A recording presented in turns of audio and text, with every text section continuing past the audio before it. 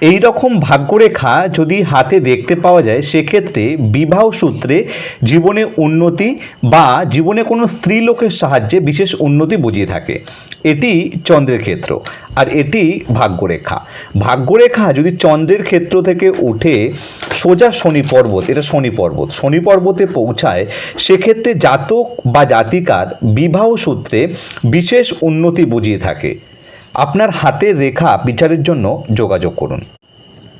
এই রকম ভাগ্যরেখা যদি হাতে দেখতে পাওয়া যায় সেক্ষেত্রে বিবাহ সূত্রে জীবনে উন্নতি বা জীবনে কোনো স্ত্রীলোকের সাহায্যে বিশেষ উন্নতি বুঝিয়ে থাকে। এটি চন্দ্রের ক্ষেত্র আর এটি ভাগ্যরেখা। ভাগ্যরেখা যদি চন্দ্রের ক্ষেত্র থেকে উঠে সোজা শনি পর্বত, এটা শনি পর্বতে পৌঁছায়, সেক্ষেত্রে জাতক বা জাতিকার বিবাহ সূত্রে বিশেষ উন্নতি বুঝিয়ে থাকে।